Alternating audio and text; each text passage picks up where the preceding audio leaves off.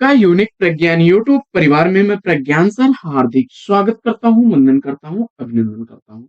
प्यारे साथियों, अगर आप टीजीटी, पीएचडी जैसी प्रवक्ता, एलटी गेट, यूजीसी नेट जैसे विभिन्न प्रतियोगी परीक्षाओं की तैयारी कर रहे हैं, तो आपके लिए वीडियो होने वाला है काफी महत्वपूर्ण, क्योंकि आज की इस पाठचर्या में हम लोग शामिल कर रहे हैं विगत वर्ष पूछे गए कुछ प्रमुख कथनों को, और इन कथनों का अध्ययन और रिवीजन आपके लिए बहुत इंपॉर्टेंट होने वाला है साथियों। इस पाठचर्या को प्रारंभ करें इससे पूर्व अगर वीडियो को पहली बार देख रहे हैं तो आज चैनल पर नए हैं तो कृपया चैनल को सब्सक्राइब, वीडियो को लाइक और शेयर करना बिल्कुल ना भूलें। आपके लाइक शेयर सब्सक्रिप्शन से हमको मिलता है पुनर्बलन ऐसी ही पाठचर्या प्रतिदिन लाने के लिए। मुझे उम्मीद है कि अपना प्यार दुलार स्नेह देंगे और वीडियो को ज्यादा से ज्यादा लाइक और शेयर करेंगे। तो साथियों, बिना समय गंवाए प्रारंभ करते हैं पाठचर्या को और देखते हैं आज का पहला कथन। पहला कथन है कि रमणीय अनुभूति, उक्ति, वैचित्र्य और छंद इन तीनों का समंजित रूप कविता है। इस विद्वान का कथन है। जवाब में आपने डॉक्टर नगेंद्र को चुना, तो बिल्कुल सही जवाब के। बढ़ते हैं दूसरे कथन की तरफ, और दूसरा कथन है, जब तक किसी भाव का कोई विषय इसमें नहीं लाया जाता कि वह सामान्यतः उसके उसी भाव का आलंबन हो सके, तब तक उसमें रसादिबोधन की शक्ति पूर्णतया नहीं आ सकती। इस विद्वान का कथन है। तो जवाब हो जाएगा, यह कथन है किसका? आचार्य रामचंद्र शुक्ल जी का। आचार्य रामचंद्र शुक्ल जी का कथन है। बढ़ते हैं आगे और देखते हैं अगला। संप्रेषण का अर्थ न तो अनुभूति का यथावत यानी हूबहू अंतरण है, और न व्यक्तियों के बीच अनुभूति का तादात्म्य, बल्कि कुछ अवस्थाओं में विभिन्न मनों की अनुभूतियों की अत्यंत समानता ही संप्रेषण है। इस विद्वान का कथन। यह पाश्चात्य विद्वान रिचर्ड्स महोदय हैं। बढ़ते हैं आगे और देखते हैं चौथा कथन। साथियों, कथन को देखें इससे पूर्व एक सूचना आपके लिए। जिस पुस्तक से इस पाठचर्या को हम लोग करते हैं, अगर आप उस पुस्तक को परचेज करना चाहते हैं तो इसके लिए आप हमें व्हाट्सएप नंबर 9415 94 0501 पर व्हाट्सएप कर सकते हैं। पीडीएफ लेने के लिए आप लिखेंगे पीडीएफ 99 और सेंड कर देंगे, जिसके लिए आपको 99 रुपए की सहयोग धनराशि देनी होगी। वहीं प्रिंटेड नोट्स के लिए आप टाइप करेंगे हिंदी 2024, और इसके लिए आपको एक सहयोग धनराशि 259 रुपए की देनी होगी। प्रिंटेड नोट्स आपके दिए गए पते पर बाई पोस्ट भेज दिया जाएगा, और पीडीएफ तुरंत आपको सेंड कर दिया जाएगा। पेमेंट करने के स्क्रीनशॉट भेजिए, उसके बाद आपको पीडीएफ दे दिया जाएगा, अथवा आप वीडियो के डिस्क्रिप्शन से लिंक का भी प्रयोग कर सकते हैं। तो साथियों, इस कथन को देखते हैं। चौथा कथन आपके स्क्रीन पर। ये आलोचना का मूल तत्व है अच्छी कविता के चयन और बुरी कविता के त्याग की क्षमता, और यह कथन है पाश्चात्य विद्वान इलियट महोदय। आइए बढ़ते हैं आगे और देखते हैं अगला कथन। अगला कथन है कि नैतिकता सिर्फ दुनियादारी है और आचार सहित इष्ट सिद्ध की सामान्यतम अवस्था की अभिव्यक्ति है। इस विद्वान का कथन। यह भी पाश्चात्य विद्वान रिचर्ड्स का कथन है। बढ़ते हैं आगे और देखते हैं छठवां कथन। जो कार्य अनिवार्य नहीं वह सारी कलात्मकता के बावजूद श्रेष्ठ नहीं हो सकता। रत्नाकर के काव्य के संदर्भ में किस विद्वान का कथन? पंडित नंद दुलारी वाजपेयी उत्तर चुन करके आपने सही जवाब दिया है। पंडित नंद दुलारी वाजपेयी इस प्रश्न का सही जवाब। आइए बढ़ते हैं आगे और देखते हैं अगला। सातवां कथन आपकी स्क्रीन पर। कविता का विषय मनोरंजन एवं उपदेशजनक होना चाहिए। यमुना के किनारे केली कौतूहल का अद्भुत वर्णन हो चुका। न पर्कियों पर प्रबंध लिखने की कोई आवश्यकता है और न पर्कियों के गतागत की पहेली बुझाने की। इस विद्वान का कथन। उत्तर में आपने इसको महावीर प्रसाद द्विवेदी चुना। महावीर प्रसाद द्विवेदी को चुना। राइट आंसर है आपका।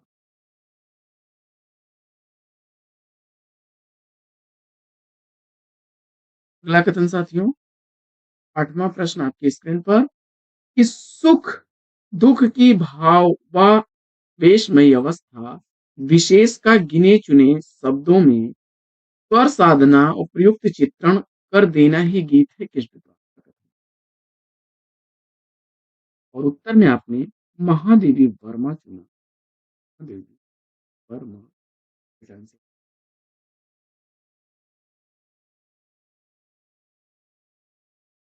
नौवां कथन आपकी स्क्रीन। मुझे दुख के दोनों रूप प्रिय हैं। एक वह जो मनुष्य के संवेदनशील हृदय को सारे संसार से अविच्छिन्न बंधनों में बांध देता है और दूसरा वह जो काल और सीमा के बंधन में पड़े हुए असीम चेतना का बंधन है। इस विद्वान का। और जवाब में आपने किसको चुन लिया? महादेवी वर्मा जी को। महादेवी वर्मा जी राइट आंसर के। आगे बढ़ते हैं और देखते हैं अगला। 10वां आपके प्रश्न आपके स्क्रीन पर महादेवी वर्मा के संदर्भ में यह कथन है।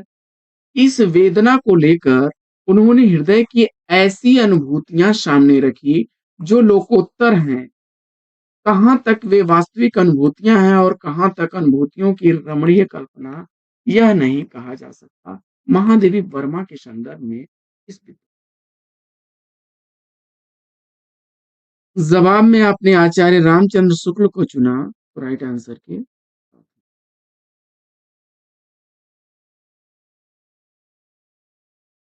अगला प्रश्न संख्या 11वां प्रश्न है कि छायावाद जहां आध्यात्मिक प्रेम लेकर चला है वहां तक तो रहस्यवाद के अंतर्गत रहा है। उसके आगे प्रतीकवाद या चित्र भाषावाद सिंबोलिज्म की काव्य शैली के रूप में गृहीत होकर भी अधिकतर प्रेम गान ही करता रहा है। इस विद्वान का। छायावाद जहां आध्यात्मिक प्रेम लेकर चला है वहां तक तो रहस्यवाद के अंतर्गत चला है। उसके आगे प्रतीकवाद या चित्र भाषावाद जिसे सिंबोलिज्म भी कहते हैं कि काव्य शैली के रूप में गृहीत होकर भी यह अधिकतर प्रेम गान ही करता रहा है। इस विद्वान का कथन है। जवाब में आपने आचार्य रामचंद्र शुक्ल जी को चुन लिया। आचार्य रामचंद्र शुक्ल जी को चुना। बिल्कुल सही जवाब।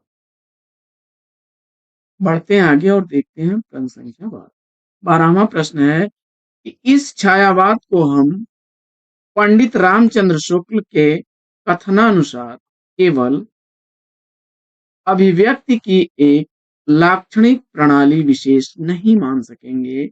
इसमें एक नूतन सांस्कृतिक मनोभावना का उद्गम है और एक स्वतंत्र दर्शन की नियोजना भी। इस विद्वान का कथन। जवाब में आपने नंद दुलारे वाजपेयी जी को चुना। नंद दुलारे वाजपेयी जी को चुना। Right answer. आइए बढ़ते हैं आगे और देखते हैं 13वां। भारतेंदु युग के अन्य किसी लेखक ने अपनी लेखनी को जीव की तरह इतना नहीं चलाया कि अन्य किसी लेखक ने पाठक से इतनी आत्मीयता से और इतनी ज्यादा बातचीत नहीं की और कोई भी लेखक अपनी भाषा को इतनी सरपट नहीं दौड़ा सका जितना प्रताप नारायण। इस विद्वान। फटाफट साथियों उत्तर दीजिए। रामविलास शर्मा। रामविलास शर्मा उत्तर देकर के इस प्रश्न का सही जवाब। बढ़ते हैं आगे और देखते हैं अगला। 14वां प्रश्न आपकी स्क्रीन पर, राजाओं से पुरस्कार पाने तथा जनता द्वारा समादृत होने के कारण रीतकाल की कविता श्रृंगार रसमयी हो गई है तथा अन्य प्रकार की कविताएं उसके सामने तब सी गई हैं। इस विद्वान का उत्तर में किसको चुना आपने? उत्तर में श्याम सुंदर दास को चुन लिया। श्याम सुंदर दास को चुन लिया। तो राइट आंसर के आगे बढ़ते हैं और देखते हैं अगला जनसंख्या। 15वां प्रश्न है, हिंदी में लक्षण ग्रंथ की परिपाटी पर रचना करने वाले जो सैकड़ों कवि हुए हैं, वे आचार्य कोट में नहीं आ सकते, वे वास्तव में कवि ही थे। इस विद्वान हिंदी में लक्षण ग्रंथ की परिपाटी पर रचना करने वाले जो सैकड़ों कवि हुए हैं, वे आचार्य कोट में नहीं आ सकते, वे वास्तव में कवि ही थे। यह कथन है आचार्य रामचंद्र शुक्ल जी, रामचंद्र शुक्ल जी का।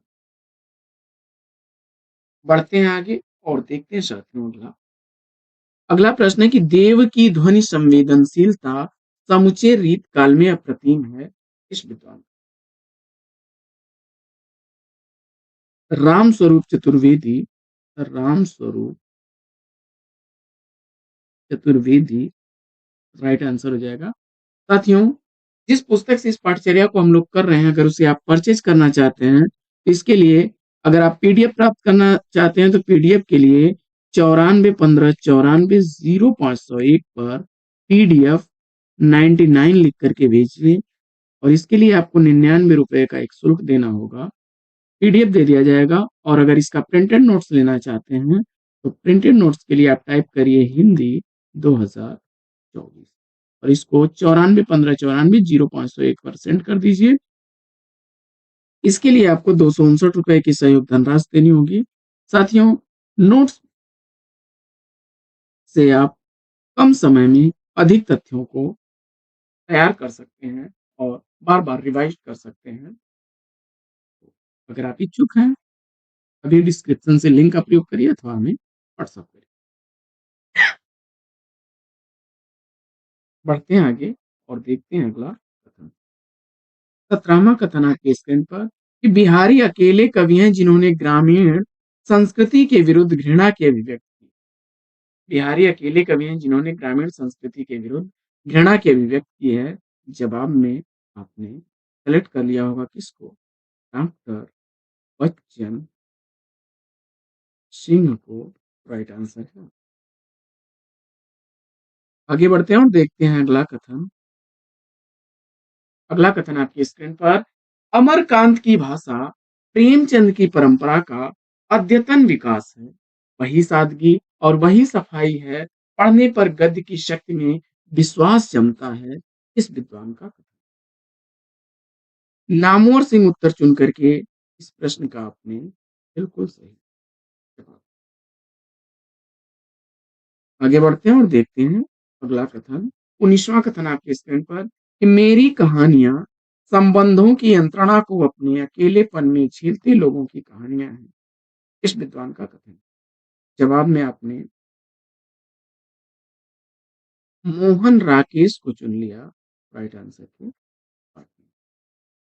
बढ़ते हैं आगे और देखते हैं अगला। बिहारी की रस व्यंजना का पूर्ण वैभव उनके अनुभवों के विधान में दिखाई पड़ता है। किस विद्वान का कथन। जवाब में आपने आचार्य रामचंद्र शुक्ल जी को चुना। आचार्य रामचंद्र शुक्ल जी को चुना राइट आंसर। आगे बढ़ते हैं और देखते हैं अगला प्रश्न। अगला प्रश्न है कि महादेवी के साहित्य में कहीं निष्क्रिय दया नहीं वरन रचनात्मक करुणा का भाव ही वर्तमान है। इस विद्वान का।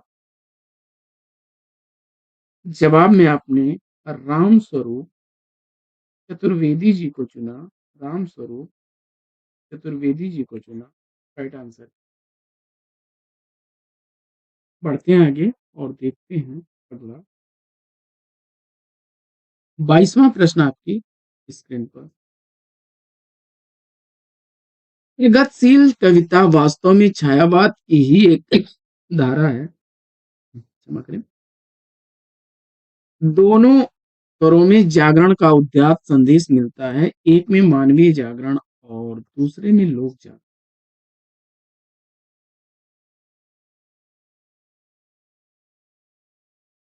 यह सुमित्रानंदन पंत जी का कथन है। सुमित्रानंदन पंत जी का कथन है। बढ़ते हैं आगे और देखते हैं अगला प्रश्न। 23वां प्रश्न आपके स्क्रीन पर। त्रिलोचन प्रगतिवादी थे, नहीं उन्हें ग्रेस मार्क कर प्रगतिशीलों में शामिल किया गया। यह बच्चन सिंह का कथन है। डॉक्टर बच्चन सिंह का कथन। पढ़ते हैं आगे और देखते हैं अगला। 24वां प्रश्न आपके स्क्रीन पर कि मेरी कहानियां संबंधों की यंत्रणा को अपने अकेलेपन में झेलते लोगों की कहानी। यह किसका कथन है? तो मोहन राकेश उत्तर देकर के आप सही जवाब। बढ़ते हैं आगे और देखते हैं अगला कथन। दूसरा कथन है, छायावादी काव्य में भारतीय परंपरा के जीवन तत्वों का समावेश हुआ है। किसका कथन है? जवाब में आपने डॉक्टर नगेंद्र को चुना, सही जवाब के साथ है।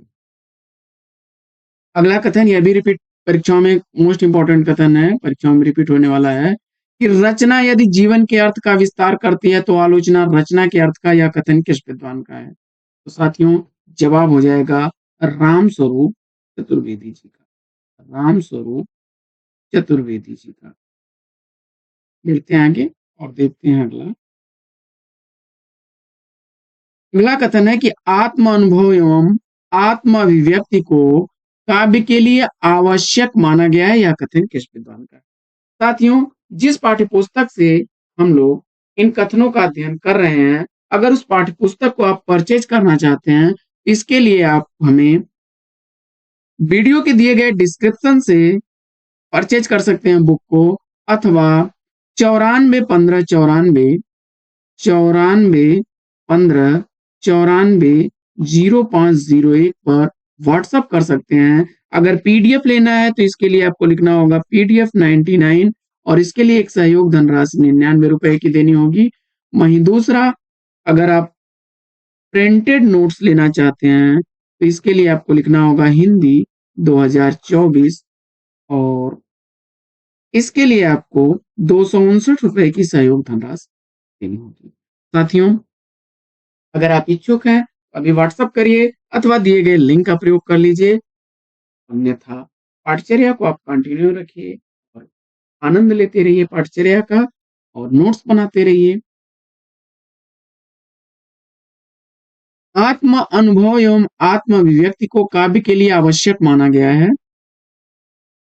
किसी ने कमेंट्स किया था कि सर जो है नोट्स अथवा पीडीएफ से क्या लाभ होगा? इसके संदर्भ में बस इतना ही बताना चाहूंगा कि आपके पास समय का अभाव होता है और आप समय के अभाव में नोट्स तैयार नहीं कर पाते हैं अथवा आप श्रम नहीं करना चाहते हैं, तो आपके लिए यह एक सुगम मार्ग बन जाता है कि प्रिंटेड नोट्स अथवा पीडीएफ से आप कंटेंट को बहुत फास्ट रिवाइज कर लेते हैं, रिवीजन करने में मदद आपको मिल जाती है, समय और श्रम दोनों बचता है, जिससे कि आप उस समय और श्रम को कहीं और लगा सकते हैं।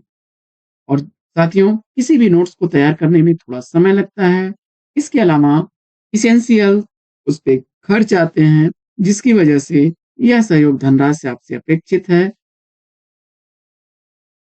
तो बहुत ज़्यादा मुझे सफाई में कुछ नहीं कहना है। आप स्वतंत्र हैं और आप इस योग्य हैं, क्या सही है, क्या गलत है, इसका निर्णय आप स्वयं ले सकते हैं। आपके लिए कोई फ़ोर्स नहीं है, कोई दबाव नहीं है कि आप नोट्स लीजिए या आप इसी प्लेटफ़ॉर्म पर अध्ययन करिए। आप स्वतंत्र हैं, जहाँ इच्छा हो, जैसी भी इच्छा हो, जिस भी प्लेटफ़ॉर्म पर आपको अच्छा लगे, वहाँ जाइए, अध्ययन करिए आप अपने लक्ष्य तक पहुंचाइए। आपके लक्ष्य पर जाने के लिए बहुत सारे साधन हैं। उन्हीं साधनों में से एक साधन के रूप में आप हमें भी देख सकते हैं। बाकी बहुत ज़्यादा आपसे चर्चा ना करते हुए हम लोग पाठचर्या से जुड़ेंगे, क्योंकि श्रम का ध्यान हमें रहता है और हम फास्ट चीज़ों को प्रस्तुत करने का प्रयास करते हैं। किसी क्रिटिसिज्म में नहीं पड़ना है। आत्म अनुभव और आत्म अभिव्यक्ति को काव्य के लिए आवश्यक किसने माना है? तो जवाब हो जाएगा, यह कथन किसका है? नंद दुलारे वाजपेयी जी का कथन है। आगे बढ़ते हैं, देखते हैं अगला कथन। अगला कथन है कि हिंदी की भूमिका के संदर्भ में यह कथन किस विद्वान का है?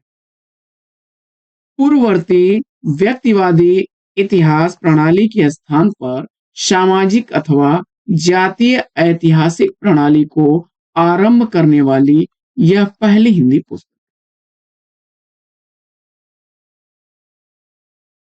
हिंदी की भूमिका के संदर्भ में यह कथन किस विद्वान का है कि पूर्ववर्ती व्यक्तिवादी इतिहास प्रणाली के स्थान पर सामाजिक अथवा जातीय ऐतिहासिक प्रणाली को आरंभ करने वाली यह पहली हिंदी पुस्तक है।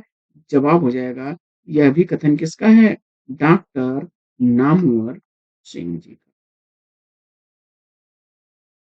आगे बढ़ते हैं और देखते हैं अगला। अगला कथन है कि काल एक अखंड प्रवाह होता है और युग कालखंडों की पहचान।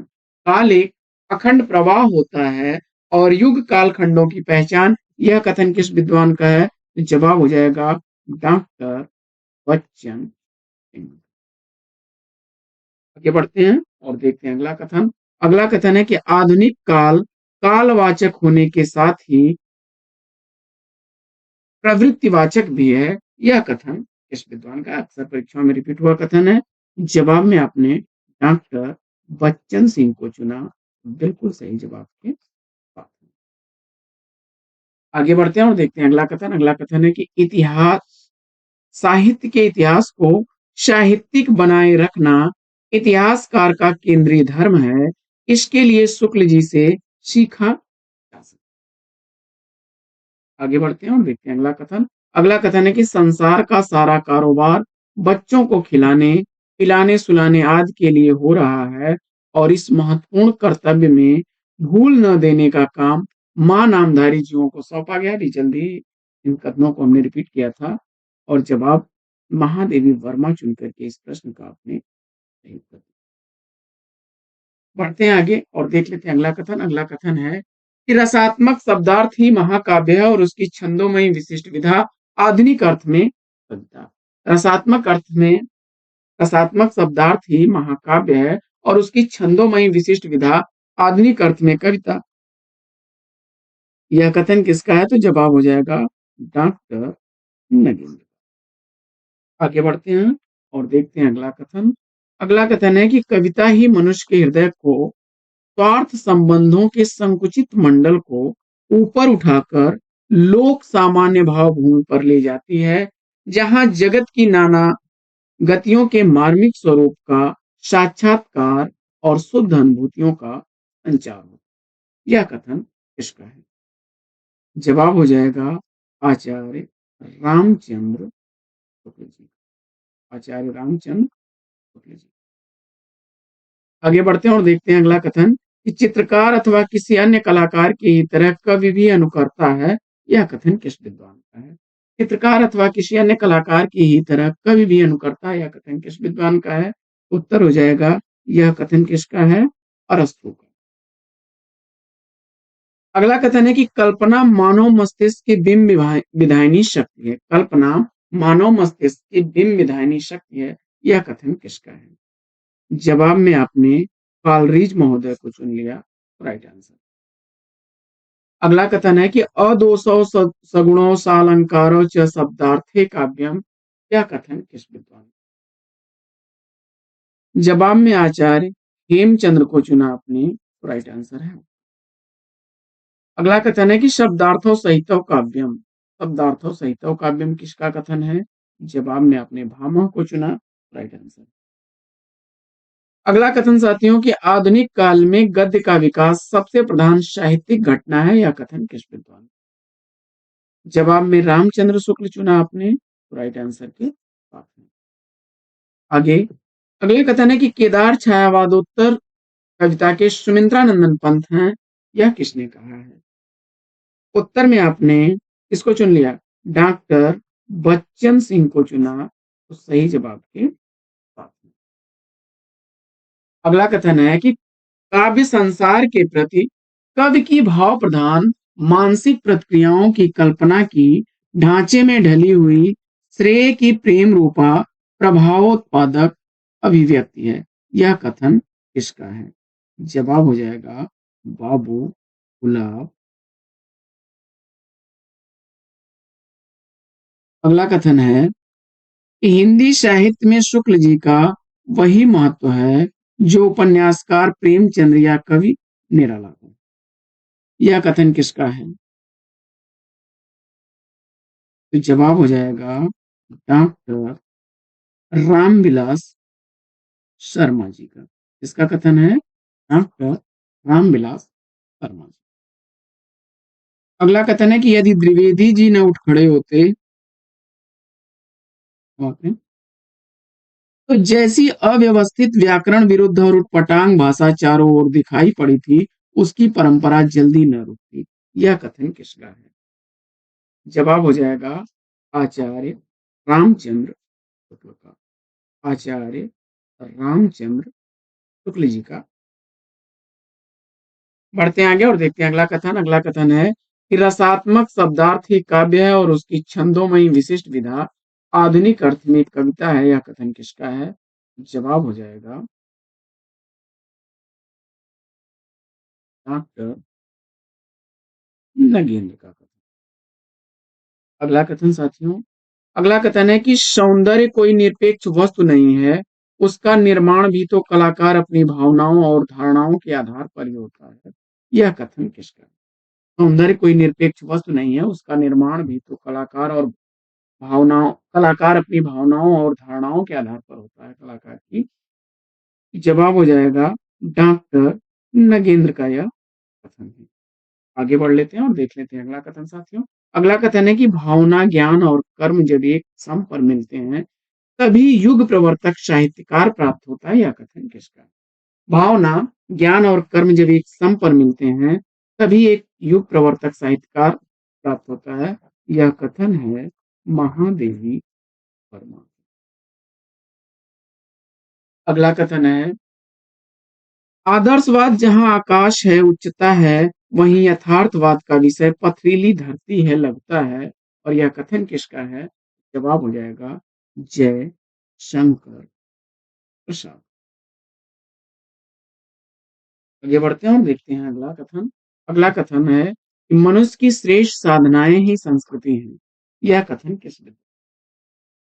जवाब हो जाएगा आचार्य हजारी प्रसाद द्विवेदी जी। अगला कथन है कि भक्ति आंदोलन एक जाति और जनवादी आंदोलन है, यह कथन किसका है?